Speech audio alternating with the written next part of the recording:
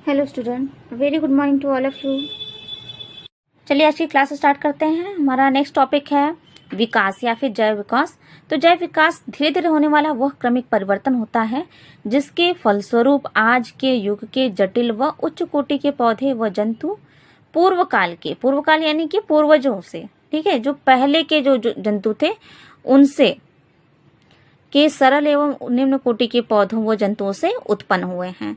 तो जीवों में इस प्रकार का परिवर्तन जो है आदिकाल से चलता आ रहा है और इसी प्रकार से ये चलता भी रहेगा, है ना। यानी कि जैव विकास जो है ये लगातार होने वाली प्रक्रिया होती है और इसी जैव विकास की प्रक्रिया के द्वारा ही आज के ज़माने में जितने भी जीव जंतु हैं वो अपने पूर्वजों से भिन्न हैं या पूर्वजों से कह सकते हैं अत्यधिक विकसित हैं। ठीक है, तो आइए देखते हैं। नेक्स्ट है जैव विकास के सिद्धांत। तो कई सिद्धांत इसके पक्ष में दिए गए हैं, जैसे कि पहला है लैमार्कवाद, डार्विनवाद, नव डार्विनवाद और उत्परिवर्तनवाद। तो लैमार्कवाद जो है एक साइंटिस्ट है, इनका नाम है जीन बैप्टिस्ट दी लैमार्क द्वारा प्रतिपादित किया गया सिद्धांत है। ठीक है, तो इन्होंने 1809 में जैव विकास के बारे में अपने सिद्धांत को फिलोसॉफी जूलॉजिक एक बुक है उसमें प्रकाशित करवाया था। बुक का नाम बहुत ही इंपॉर्टेंट है, याद रखने लायक है, फिलोसॉफी जूलॉजिक। ठीक है, ये लैमार्क की बुक है, तो इसमें उन्होंने इसका प्रकाशित कराया था अपने सिद्धांत को और उनका यही सिद्धांत जो है लैमार्कवाद के नाम से प्रचलित हुआ था। देखिए इसके पक्ष में इन्होंने कई कारक भी दिए थे।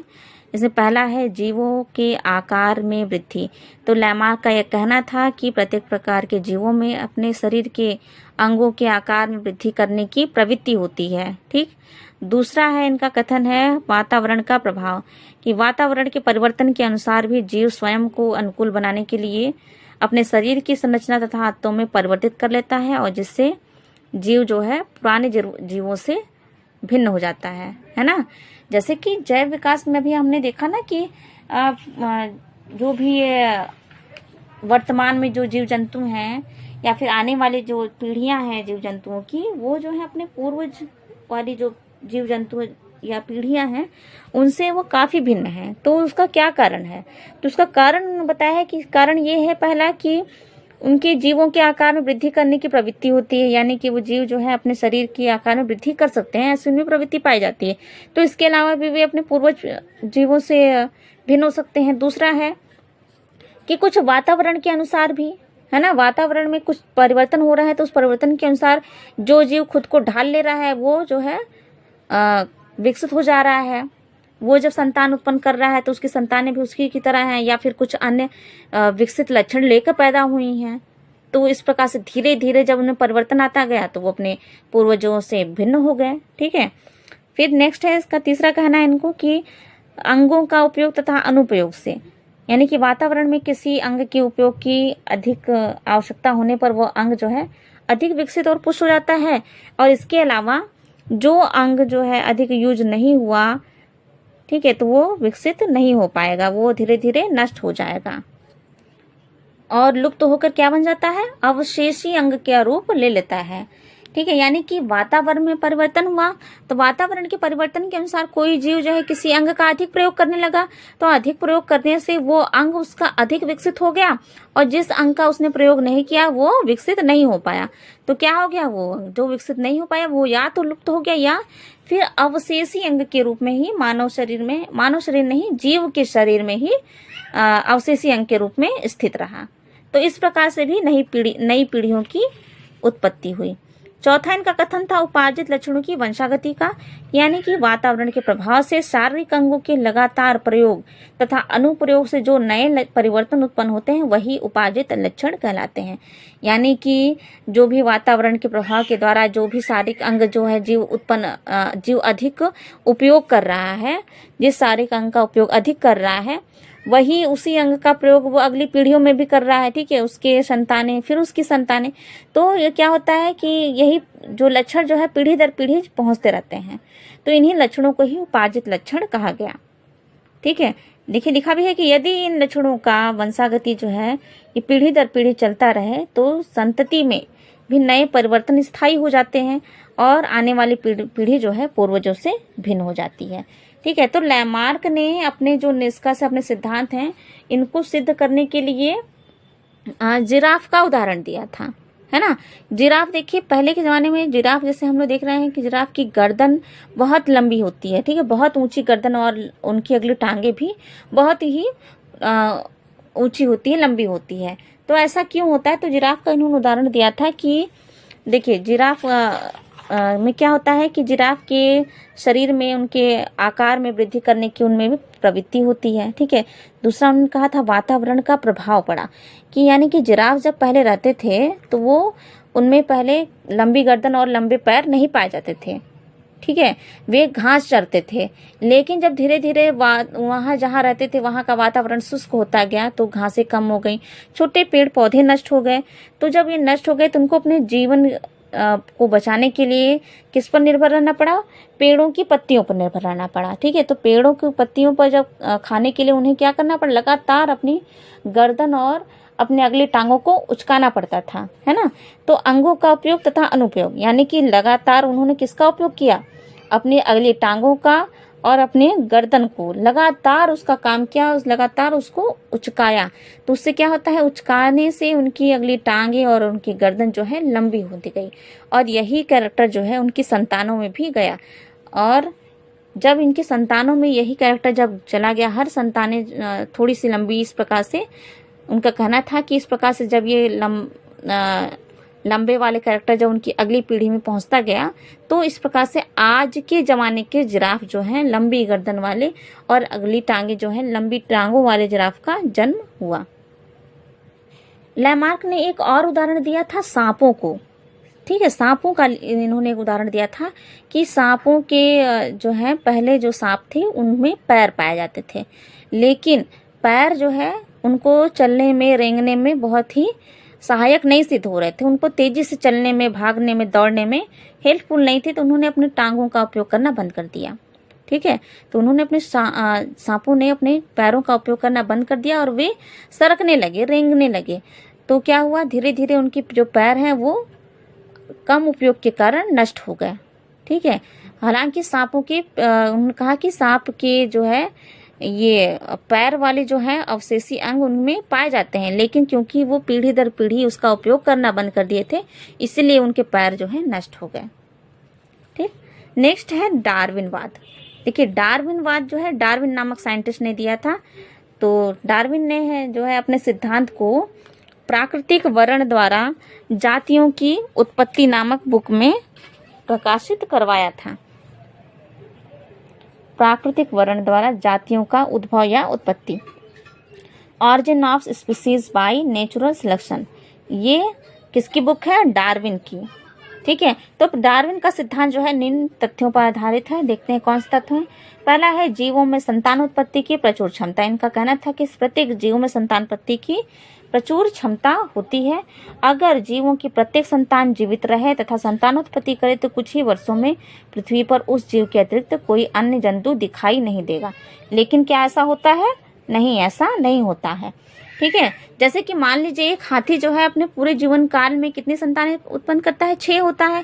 तो मान लीजिए 6 संतानें हैं वो सभी 6 जीवित रहें और सभी संतानोत्पत्ति करें, तो 6 जो है प्रत्येक 6 उत्पन्न करेगी, फिर उसके बाद से 6, यानी कि अगर किसी की मृत्यु ना हो तो मृत्यु नहीं होगा तो क्या होगा? 6 की 6 जो है उत्पत्ति करेंगे, तो एक समय ऐसा हो सकता है ना कि पूरी पृथ्वी जो है पूरी तरह से हाथियों से ही भर जाए। तो क्या ऐसा होता है? नहीं होता है।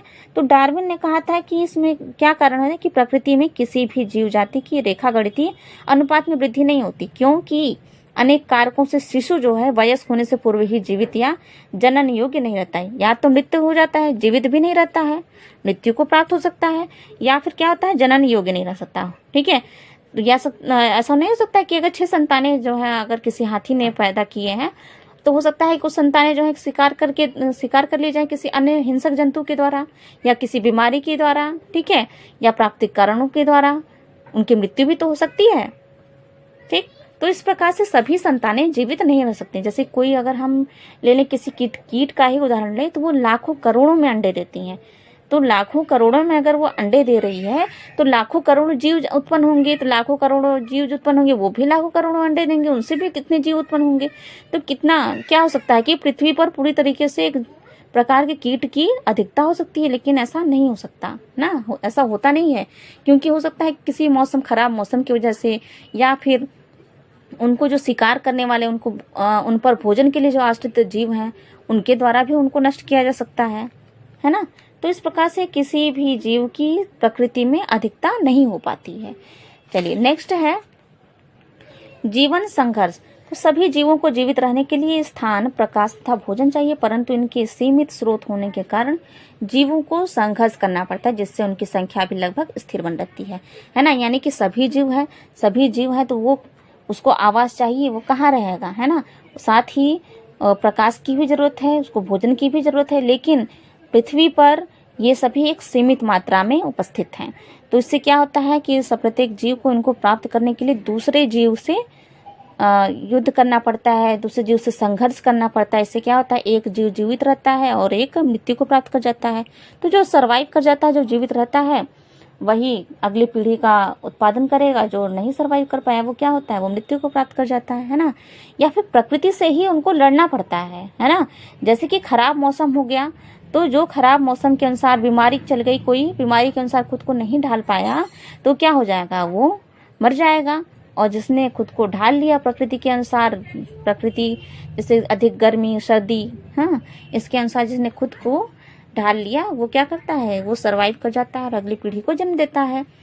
ठीक है, तो इसके कारण भी जीव की संख्या जो है स्थिर बनी रहती है। फिर तीसरा है विभिन्नताएं। तो प्रत्येक जाति के जीवों में अनेक प्रकार की विभिन्नता पाई जाती है, जिसके कारण जीवों में वातावरण के प्रति अनुकूलता पाई जाती है। जो अनुकूलता क्या हो सकती है, लाभदायक भी हो सकती है और हानिकारक भी हो सकती है। ठीक है, और ये उपयोगी विभिन्नताएं ही जीव को योग्य बनाने में सक्षम होती हैं और जीवित रहने में भी सहायता करती हैं। फिर है चौथा, इनका कहना था योग्यतम की उत्तरजीविता, यानी कि वही जीव प्रकृति में जीवित रह सकता है जो जीवन संघर्ष में वातावरण के अनुकूल होता है और आवश्यकता अनुसार परिवर्तन करके स्वयं को अधिक अनुकूल बना लेता है। ठीक है, यानी कि जैसे कि गर्मी है, ठंडी आ रही है, तो हम लोग क्या करते हैं, सर्दियों में हम गर्म कपड़े पहनते हैं, यानी कि हम वातावरण के अनुकूल हम अपने शरीर को उस तरह से बनाने लगते हैं। ठीक है, हम गर्म खाने पीने लगते हैं। इस प्रकार से जब गर्मियाँ पड़ती हैं तो क्या करते हैं, हम हल्के कपड़े पहनते हैं। ठीक है, और खाना पीना भी हमारा उसी प्रकार से गर्मी के अनुसार ही हो जाता है। तो क्या होता है, ये क्या है, ये हम खुद को वातावरण के अनुकूल ही तो बना रहे हैं। तो इसी प्रकार से जो जीव जंतु वातावरण के अनुसार खुद को अनुकूल बना लेता है, वही जीवित रह पाता है, वही सर्वाइव करता है। ठीक, नेक्स्ट कहना है प्राकृतिक वर्ण या प्राकृतिक चयन है। तो जो जीव प्राकृतिक वातावरण के अनुकूल होता है वही जीवित रहता है और अन्य जो है नष्ट हो जाता है। अतः प्रकृति ही स्वयं ही श्रेष्ठ व अनुकूल जीवों का वर्ण कर लेती है, जिससे कि प्राकृतिक वर्ण कहते हैं। यानी कि प्रकृति के द्वारा श्रेष्ठ जीवों का चयन ही क्या कहलाता है, प्राकृतिक वर्ण। नेक्स्ट है नई जातियों की उत्पत्ति, यानी कि नई जातियों की उत्पत्ति कैसे होती है। तो योग्यतम जीवों के लक्षण जब पीढ़ी दर पीढ़ी वंशानुगत होते रहते हैं, तो इससे क्या होता है, जीवों में स्वयं के भी कुछ विशेष लक्षण भी हो जाते हैं, उत्पन्न हो जाते हैं। तो ये पीढ़ी दर पीढ़ी वंशानुगत होते रहते हैं, इससे ही नई जातियों की उत्पत्ति हो जाती है। तो इस प्रकार से डार्विन का कहना था कि कुछ पीढ़ियों बाद लक्षणों तथा विभिन्नताओं की वंशागति जो है इतनी अधिक हो जाती है कि संतानें जो है अपने पूर्वजों से भिन्न हो जाते हैं और नई जातियों की इस प्रकार से उत्पत्ति हो जाती है ना। अब नेक्स्ट है नव डार्विनवाद। देखिए इसका प्रतिपादन जो है जूलियन हक्सले नामक वैज्ञानिक ने किया था। तो इसके अनुसार क्या है कि नई जातियों की उत्पत्ति जो है पुरानी जातियों के जीन्स में परिवर्तन के कारण ही होती है और इसके जो है निम्न कारक इसमें काम करते हैं। जैसे पहला है विभिन्नताएं। तो लैंगिक जनन के समय जीवों में विभिन्नताओं के दो कारण हो सकते हैं, माता पिता की गुणसूत्रों से बना संयोग तथा युग्मक निर्माण, अर्धसूत्री विभाजन के समय जीन विनिमय। ठीक है, यानी कि माता पिता के गुणसूत्रों से बना संयोग, ठीक है, ये पहला कारण हो गया। और दूसरा है जब गैमेट का फॉर्मेशन होता है तो अर्धसूत्री विभाजन के समय जीन का विनिमय। ठीक, तो इस प्रकार से भी जीवों में विभिन्नताएं आ सकती हैं। दूसरा है उत्परिवर्तन। ठीक है, अचानक से जीन्स में परिवर्तन हो गया। तो डीएनए की रचना में परिवर्तनों को ही क्या कहा जाता है? उत्परिवर्तन कहते हैं। डीएनए की रचना में, डीएनए की संरचना में परिवर्तन को क्या कहते हैं? उत्परिवर्तन कहते हैं। यानी कि आनुवांशिक रूप से कुछ परिवर्तन अचानक से ही अगर गुणसूत्रों में हो गए तो वही क्या कहलाता है? उत्परिवर्तन। डीएनए क्या होता है? डीएनए एक आनुवांशिक पदार्थ है और डीएनए की इकाई को क्या कहते हैं? जीन्स कहते हैं। और जिसमें परिवर्तन का अर्थ है कि संतान के एक विशेष लक्षण में विभिन्नता। ठीक है, जीन्स के कैरेक्टर में ही कुछ अचानक से चेंजेस हो गए तो उसे क्या कहा जाएगा? उत्परिवर्तन। तीसरा है प्राकृतिक वर्ण की ऐसी विभिन्नताएं या फिर उत्परिवर्तन जो पर्यावरण में रहने के लिए उपयुक्त होती हैं और उन्हें प्रकृति के द्वारा वर्ण कर लिया जाता है तथा अनुपयोगी विभिन्नताओं तथा उत्परिवर्तनों वाले जीव जो हैं नष्ट हो जाते हैं। तो इस प्रकार से भी नए जीवों की उत्पत्ति हो जाती है। ठीक है, यानी कि प्रकृति के द्वारा जिस जीव का चयन कर लिया जाता है तो वो क्या होता है? उपयोगी जीव का चयन किया जाता है प्रकृति के द्वारा। यानी प्रकृति के अनुसार जो जीव खुद को परिवर्तित कर लिया, जिसने खुद को ढाल लिया, वही जीव जो है प्रकृति के द्वारा वर्ण किया जाता है, चुना जाता है। और जो नहीं ढाल पाया वो क्या होता है? प्रकृति के द्वारा उसका चयन नहीं होता, वो मृत्यु को प्राप्त कर जाता है ना। तो इस प्रकार से भी नए और अच्छे लक्षणों वाले जीव जो हैं अगली पीढ़ी में पहुंचते हैं। चौथा इनका कथन है पृथक्करण। तो भौगोलिक पृथक्करण के कारण भी अंतः प्रजनन नहीं हो पाता और कालांतर में अनुकूलन के कारण जो है नई उपजाति और जातियों का निर्माण हो सकता है। ठीक है, भौगोलिक रूप से यानी कि किसी स्थान में परिवर्तन के कारण भी क्या होता है? जीवों में, एक प्रकार के जीवों में प्रजनन नहीं हो पाता है तो उससे भी नई जातियों की उत्पत्ति हो सकती है। नेक्स्ट है परिवर्तनवाद, उत्परिवर्तनवाद। तो उत्परिवर्तनवाद जो है, एक साइंटिस्ट है डॉब्जस्की। ठीक है, तो इन्होंने इनकी पुस्तक है डॉब्जस्की की आनुवंशिकी तथा जातियों की उत्पत्ति में स्पष्ट किया है कि जाति विशेष के जीन्स में परिवर्तन होने पर ही नई जातियों का विकास हो पाता है। यानी कि नव डार्विनवाद वाला जो है, ठीक है, नव डार्विनवाद में भी आपने म्यूटेशन के बारे में पढ़ा है ना, कि जीन्स में अचानक से परिवर्तन हो गया जिससे कि क्या हुआ? दूसरे लक्षण वाले जो है जीव उत्पन्न हो गए। तो सेम इनका भी कहना है कि किसी भी जाति, किसी विशेष जाति के जीन्स में परिवर्तन हो गया तो उससे नई जातियों की विकास हो जाएगा, नई जातियों की उत्पत्ति हो जाएगा।